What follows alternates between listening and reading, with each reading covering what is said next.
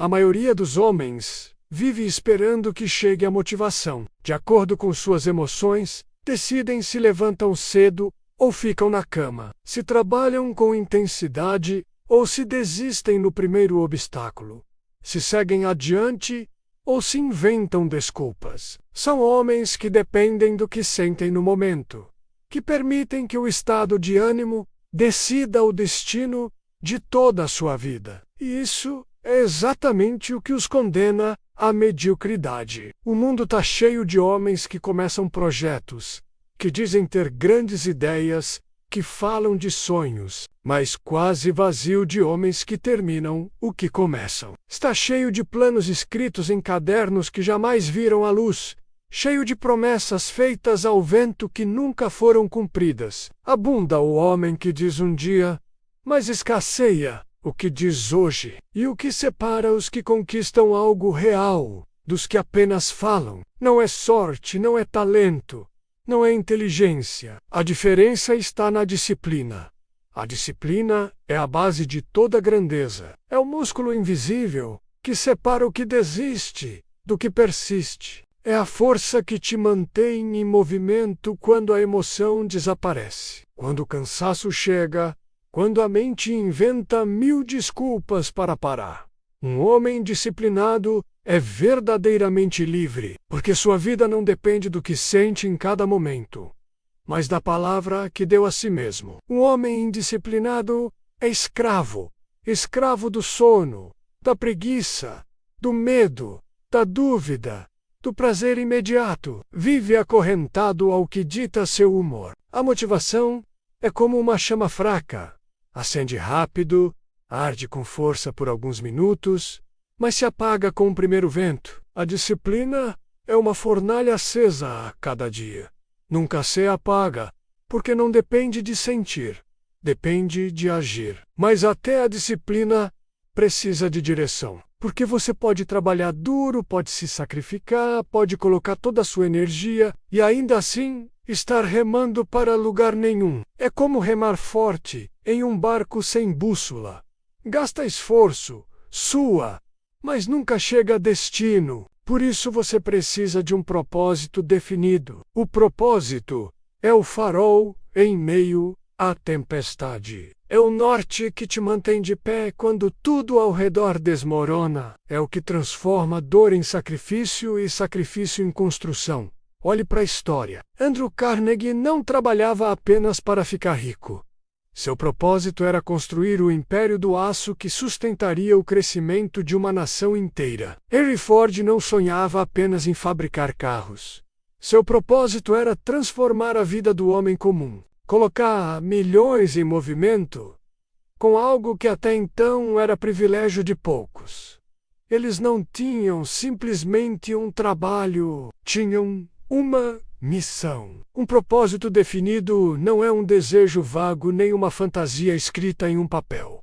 É uma sentença, é uma decisão inquebrantável sobre para onde você dirige sua vida. E é precisamente essa clareza que dá poder à sua disciplina. O homem sem propósito é como um barco à deriva. Pode remar forte, mas não chega a porto algum. O homem com propósito avança devagar ou rápido, mas sempre na direção correta. E, no entanto, disciplina e propósito precisam de um combustível invisível para se manterem vivos: a fé.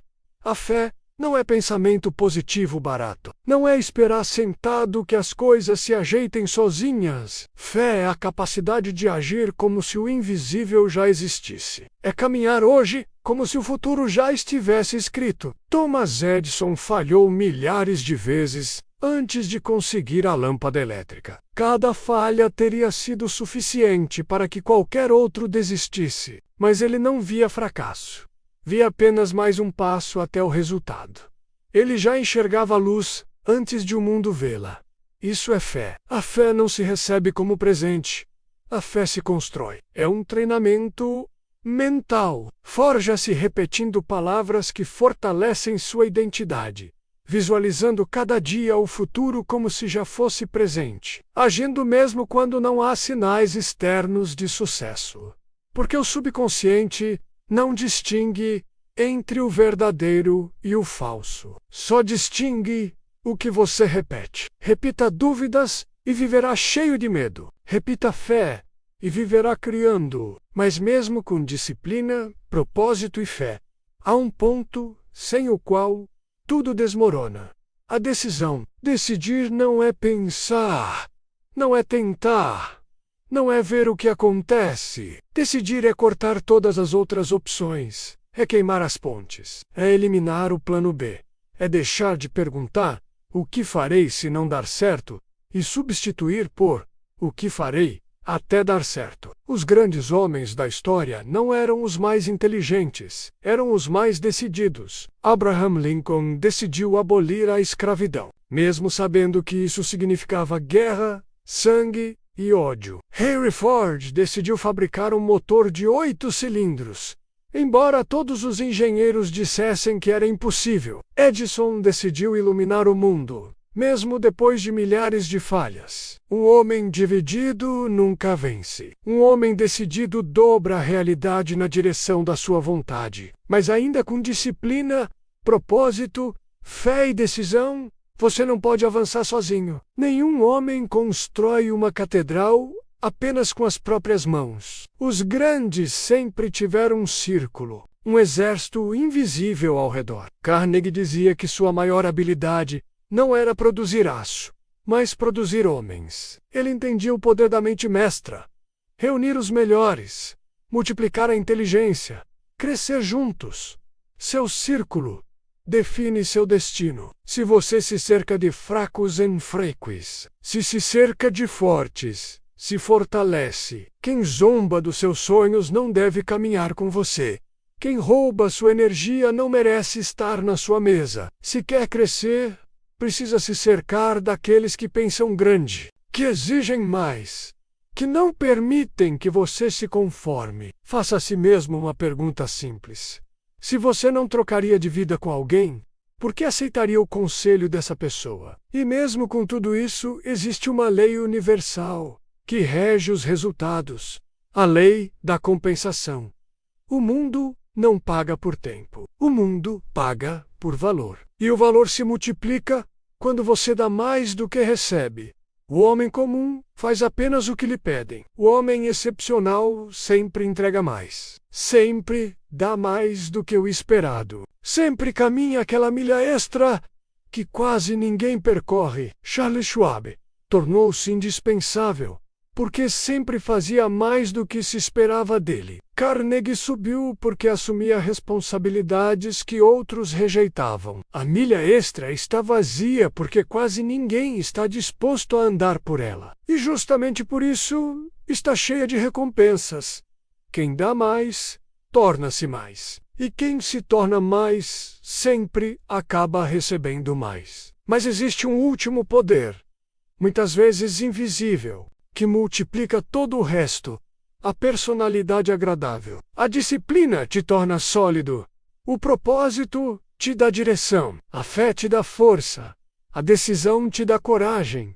O círculo certo te dá suporte. O trabalho extra te dá valor. Mas a personalidade agradável te dá magnetismo. Não se trata de ser falso. Não se trata de querer agradar a todos. É presença.